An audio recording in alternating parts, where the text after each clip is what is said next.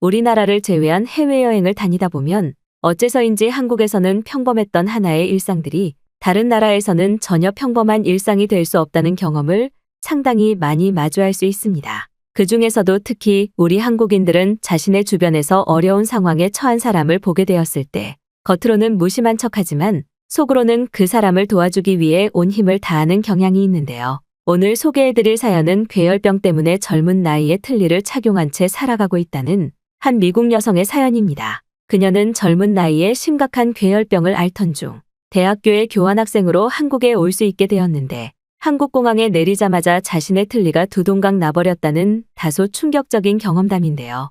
그녀는 평소 틀니를 착용하지 못하면 음식물을 제대로 먹지 못할 정도의 수준이었기에 크게 당황하고 있었는데 이내 자신에게 다가온 한 한국인 때문에 눈물을 흘릴 수밖에 없었다고 하는데요. 과연 그녀는 한국의 공항에서 무슨 일을 겪었던 것일까요? 함께 사연 들어보도록 하겠습니다. 안녕하세요. 현재 저는 미국에 있는 작은 도시에서 매일매일 바쁜 나날을 보내고 있는 에바라고 합니다. 매일 바쁜 나날을 보내던 도중 오늘은 아주 오래전 저와 같은 증상을 가지고 있던 특이한 환자를 보게 되어 오늘은 제가 겪은 경험을 한번 써보려고 하는데요. 최근 많은 사람들이 한국이라는 나라에 관심이 있기에 오늘의 제 글은 꽤 많은 영향력을 다수의 사람들에게 줄 수 있을 것 같습니다. 그러기 위해서는 아주 오래된 과거인 약 6년 전 제가 한국에 처음 가게 된 그날의 기억을 떠올릴 필요가 있는데요. 저는 어렸을 때 일찍 부모님 두 분을 모두 잃은 고아 가정의 딸이었습니다. 이미 제가 태어나고 얼마 되지 않아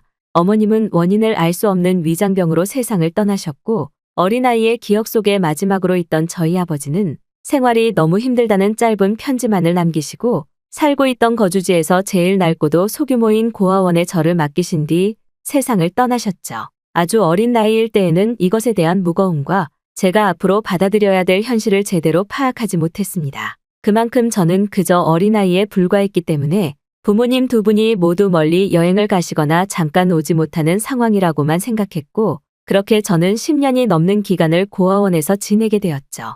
고아원에 있는 동안 제 기억 속 어렴풋이 저는 얼굴도 알지 못하는 몇몇 중년 남성과 여성이 왔던 기억은 남아 있습니다. 아마도 그들은 저를 입양하고 싶어 하던 간절한 부모들 중 하나였겠지만 그들 중 그 누구도 저를 확정적으로 입양하지는 않았습니다. 아직도 정확한 이유는 모르겠지만 아마도 부모님 두 분 모두가 세상에 존재하지 않는다는 사실이 그때 그들에게 큰 걸림돌이 되지 않았을까 싶네요. 그렇게 저는 기초교육도 제대로 받지 못한 채 보육원에서만 주관하는 기본적인 단어와 말하기 공부만 배워나가며 이미 어린 나이일 때부터 점점 제가 마주한 차가운 현실을 제대로 직시하고 파악하기 시작했습니다. 이미 제가 손을 쓸 수 없는 좋지 못한 상황에 어린 나이에 저는 놓여 있었고 제대로 된 언어 공부도 받지 못해 말하는 것도 힘든 상황이었죠. 하지만 그때는 그것이 저뿐만 아니라 저와 같은 또래 아이들은 모두 저와 똑같은 수준이라고 생각했기에 큰 문제가 되지 않았습니다. 보육원에 있던 친구들도 저를 그저 친구로만 대해주었고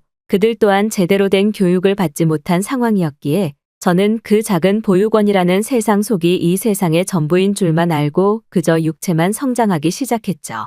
하지만 이러한 현실은 약한 계란처럼 다소 쉽게 깨져버리고 말았습니다. 그때 당시 보육원에는 TV도 없었고 저는 휴대폰조차 가지지 못한 10살 남짓한 어린아이였는데 보육원에서 처음으로 다른 곳으로 봉사활동을 간다면서 저와 몇몇 아이들을 시내로 데리고 나간 것이 큰 문제가 되었습니다. 처음 마주한 제대로 된 거대한 세상은 저를 더욱더 초라하고 볼품없게 만들었습니다. 그도 그럴 것이 그때의 저는 이미 부모가 없다는 사실을 인지하고 있었을 뿐만 아니라 제가 다른 아이들과는 다른 상황인 고아 가정에 홀로 남은 아이라는 것을 알고 있었기 때문이죠. 그렇게 시간은 흘러 저는 점점 청소년기에 접어들게 되었고 그때쯤 저는 보육원 밖으로는 단 한 걸음도 나가지 않는 절망적인 아이로 변해버렸습니다. 아무것도 먹지 않는 날이 일주일 중 반을 차지하는 것을 넘어서서 몸무게가 매우 극단적으로 빠지기 시작할 때쯤 이러한 이유 때문인지는 몰라도 저에게 또 한 번 전혀 예상하지 못한 시련이 찾아오게 되었죠.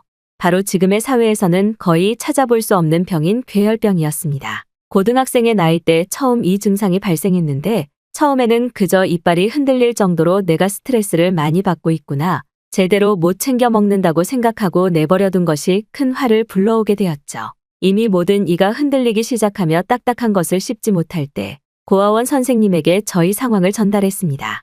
그들은 저를 보며 도와줄 수는 있지만 치료비에 대한 금액은 어느 정도 제한되어 있다는 말과 함께 치료가 필요하다면 스스로 아르바이트를 해서 돈을 모아 병원을 가라는 말씀을 해주시더군요. 아마도 고아원은 자신들의 입장에서 내릴 수 있는 최선의 선택을 내린 것이라고 생각했습니다. 몇 년 동안 아무에게도 입양되지 않는 저에게 작은 도움이라도 주겠다고 말한 것에 저는 스스로의 위안을 삼았습니다. 그때부터 저는 학교를 나가지 않고 치아의 치료를 위한 단순 아르바이트를 시작했습니다. 사람을 마주하는 일은 절대 할 수 없는 상황이었기에 저는 건물 현장에서 쓰레기를 청소하거나 일반적인 음식점에서 단순 백서비스 업무만 할 뿐 최대한 사람과의 접촉을 피하는 선에서 치아의 치료를 위한 하루하루를 버텨나갔습니다. 어느 정도의 돈을 모았을 때에는 안쪽 이빨 서너 개가 이미 빠진 상황이었죠. 제대로 된 지혈 방법도 모르고 지혈을 할 수 있는 구급 키트도 없었기에 그저 날마다 고통스러운 나날의 연속이었습니다.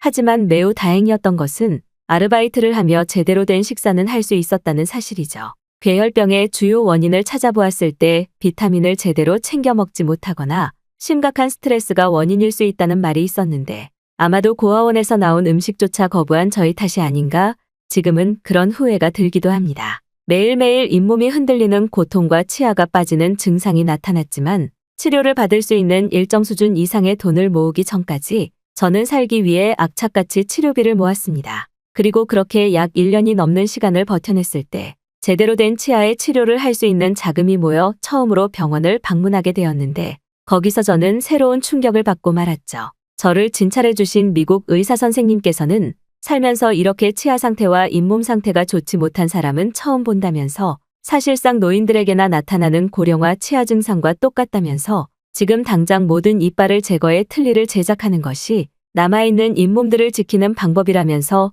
젊은 나이에 제가 좌절할 수밖에 없는 선택권을 주셨습니다. 병원의 생생한 사진으로 마주한 제 치아 상태는 제가 보아도 말이 나오지 않을 정도였죠. 단순 치료 과정과 틀니 제작 비용은 상상을 초월하는 비용이 측정되었습니다. 하지만 치아가 없다면 아무것도 먹지 못할 것이고 그것은 곧 더욱 좋지 않은 상황으로 갈 수 있기 때문에 저는 그때 당시 모았던 모든 돈과 보육원에서 나가는 조건으로 고아원 선생님에게 마지막 도움을 받아 모든 이빨을 제거하고 틀니를 제작할 수 있었습니다. 아마 저와 같은 삶을 사는 젊은 여자는 그 어디에도 없을 것이라는 생각이 들더군요. 그로부터 몇 개월이 지나 틀니에 어느 정도 적응되었을 때는 남들의 시선만 아니면 그럭저럭 일상적인 생활이 가능했습니다.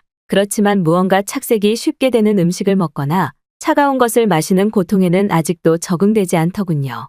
젊은 여성이 틀니를 끼고 있다는 것 자체에 거부감을 보이는 사람들도 많았을 뿐더러 제가 입을 열면 제 말을 듣고 있던 상대방은 말을 하는 저희 눈을 보지 않고 이빨을 쳐다보는 것에 익숙해질 때쯤 저의 틀니를 제작해준 치과에서 전화가 오더군요. 그것은 제 인생에서 첫 번째 기회나 다름없었습니다. 그때 당시 저희 좋지 못한 상황을 알고 있던 그 미국인 의사는 고아원 가정을 대상으로 한 미국 대학교에 입학 조건을 가진 학교가 있다는 설명과 함께 제가 지원하면 사실상 합격은 무조건일 것이고 더 나아가 그 학교에서 최근 새롭게 추진하고 있는 한국으로의 교환 학생도 가능해 보인다면서 전공과 상관없이 무조건 대학교를 지원해보라는 말씀을 해주셨습니다. 고아가정을 대상으로 진행되는 것이었지만 대학교 수업은 약 1년 동안만 가능했는데 그래도 좋았던 점은 비용이 거의 무료나 다름없었다는 사실이죠.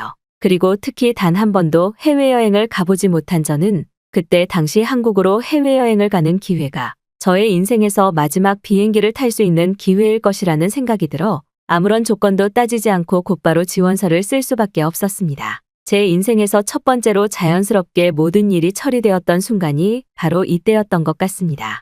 입학을 한 학교는 미국의 매우 작은 고등학교 연계 대학교였지만 기본적인 교양에 관한 수업을 들을 수 있다는 생각에 학교에 나가는 것 자체가 매우 기뻤습니다. 그러던 중 제가 그렇게나 기다리던 한국으로의 교환학생 추천서도 확정적으로 받을 수 있었고 저는 그렇게 한국행 비행기에 올라탈 수 있었습니다. 아무런 꿈이 없던 소녀였지만 그때의 저는 그저 한국에서 아무런 생각도 하지 말고 온종일 걷고 오자라는 생각에 정말 그 어떠한 여행지에 대한 정보도 찾지 않았고 가끔 아르바이트를 하며 모아놓았던 모든 돈과 몇 개의 옷만을 가지고 그렇게 한국으로 떠나게 되었습니다. 하지만 한국행으로 가는 첫 번째 비행기에 오르고 약 1시간이 지난 뒤 무언가 잘못되었다는 것을 깨달았습니다. 비행기에서 나누어준 물과 기내식을 먹으려고 했는데 어째서인지 끼고 있던 틀니가 자꾸만 빠지는 것 같은 기분이 들며 틀니가 점점 벌어지고 있다는 듯한 느낌이 들었거든요. 하지만 어쩔 수 없었습니다. 그곳은 그저 비행기 아니었으니까요.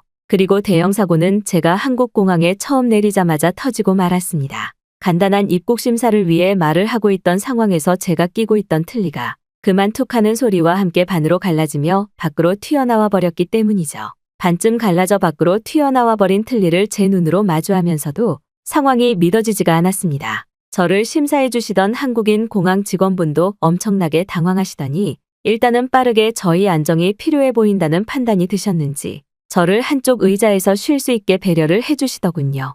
아프지는 않았지만 지금부터 진행될 한국에서의 짧은 교환 학생 일정과 매일매일 밥도 먹지 못하는 상황을 어떻게 해결해야 될지 대책이 서지를 않았습니다. 그런데 그때 한 한국인 남성분이 저에게 다가오시더니 틀니를 언제 제작했는지 말해줄 수 있냐며 저한테 말을 걸어오셨습니다. 그분은 저와 같은 비행기를 타고 온 남자라고 소개를 했는데 여분의 틀니가 없다면 지금 당장 제작에 들어가야 한국에서의 여행이 편해질 것이라면서 작은 명함 하나를 주셨습니다. 그 남성분은 한국에서 치과 의사로 활동하고 계시는 의사분이셨고 제가 있던 미국에는 학회 때문에 갔다 오셨다면서 비행기에서부터 틀니에 불편을 느끼는 저를 보셨다는 놀라운 얘기를 해주셨죠. 부러진 제 틀니를 유심히 살펴보시더니 하루 정도만 기다리면 자신의 병원에서 임시 틀니를 만들어줄 수 있고 잇몸까지 고려한 전문 제작 틀니는 어느 정도 시간이 걸릴 것이라면서 임시 틀니라도 껴야 식사가 가능할 것이라는 말과 함께 얼굴도 모르는 저에게 엄청난 따뜻함을 보여주시더군요.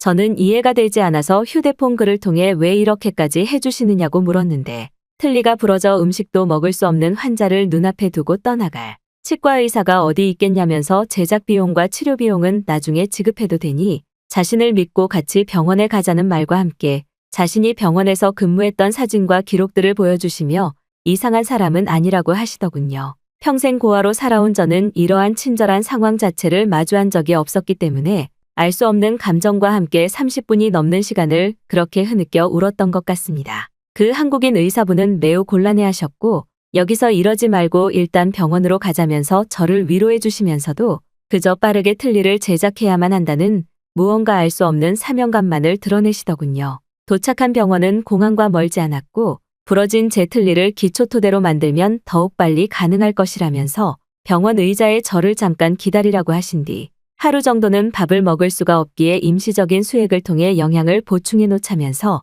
제 팔에 수액까지 놓아주셨습니다. 그렇게 수액을 맞으면서 저는 저희 과거에 대해 얘기할 수 있었고 어떻게 한국에 오게 되었는지 자세히 말을 할 수 있었는데 그 의사분께서는 아무리 힘든 상황이라도 사람이 밥은 먹어야 한다면서 자신의 명함을 가지고 있다가 나중에 돈을 많이 벌게 되면 치료비를 그때 달라면서 하나 염두해야 될 것은 절대 다른 사람에게는 지금의 일을 말하지 말아달라는 말과 함께 무심한 듯 저를 위로해 주셨죠. 제작 틀니는 생각보다 이른 시간에 만들어졌고 그동안의 임시 틀니를 통해 간단한 죽과 부드러운 음식물을 섭취할 수 있었기에 저는 짧은 일정의 교환학생으로의 진행 과정과 그곳 기숙사에서 다소 편안한 생활을 할 수 있었습니다. 약 한 달여의 짧은 교환학생 일정이 끝났을 때 저는 그 한국인 의사분의 치과에 찾아가 감사하다는 말씀을 드렸고 그렇게 미국으로 돌아오는 비행기에서 나도 누군가를 돕는 의사가 되자는 확고한 꿈을 가지게 되었죠. 그리고 얼마나 시간이 흘렀을까요? 지금으로 도달하기까지 약 6년 정도의 시간이 흘러 저는 치과대학으로의 편입에 도전에 합격할 수 있었고 정식 의사 자격증도 무사히 취득할 수 있게 되었네요. 하지만 아직 환자들을 받으면서 할 수 있는 경력은 아니기에 지금도 많은 노력을 하고 있습니다. 그때 당시 한국인 의사분에게 받았던 틀니 제작 비용은 갚았냐고요? 매우 재미있게도 제가 처음 치과 대학원을 졸업하게 되었을 때 한 의사분이 제가 다니고 있던 미국 치과 대학원에 강의를 하러 오셨는데 바로 6년 전 그 한국인 분이시더군요. 외모가 많이 바뀐 저를 못 알아보시는 듯 했지만 이내 틀니 사건을 말씀드리니 곧바로 저를 기억하시고는 저라는 사람의 인생에 큰 도움을 준 것 같아서 자신이 더 감사하다면서 눈물을 흘리셨습니다. 그렇게 그날부로 저와 그 한국인 치과 의사분은 종종 연락을 주고받는 사이가 되었고 지금도 정식적인 치과 의사가 되기 위해 부족함이 있는 저를 많이 도와주고 계십니다. 누구나 자신이 태어날 때부터 좋은 상황을 선택할 수는 없겠지만 많은 사람이 저라는 인생을 통해 힘든 상황에서도 작은 계기를 통해 성장할 수 있는 원동력을 찾기를 바랍니다. 그때 저에게 도움을 주셨던 그 한국인 치과 의사분의 작은 배려가 없었다면 아마 저는 지금 이 세상에 없을지도 모르겠네요. 제 마지막 꿈은 그때의 저와 같이 상황이 좋지 못한 한국인 어린아이들에게 무료로 치과 봉사를 하는 것이 꿈입니다. 아직 시간이 조금 더 걸리겠지만 그래도 포기는 하지 않을 생각이에요. 그때의 그 한국인 의사분의 작은 배려와 추억이 지금까지의 제 삶의 원동력이었으니까요. 어떻게 들으셨나요? 자신의 인생에서 단 한순간 찾아온 한국인 의사의 배려에 다시 삶을 살아갈 수 있는 꿈과 원동력을 얻게 되었다는 미국인 치과 의사 여성의 사연이었는데요. 앞으로 그녀의 마지막 꿈인 한국에서의 치과 의료 봉사가 실현되기를 진심으로 바라며 그녀를 위한 응원과 격려의 한마디씩을 남겨주시면 너무나 좋을 것 같습니다. 지금까지 외국인들의 감동적인 사연을 전달해드리는 나라튜브였습니다. 진심으로 고개 숙이며 구독과 좋아요, 그리고 독거노인을 돕기 위한 멤버십 가입을 부탁드리며 행복한 하루 보내시기를 기원하겠습니다.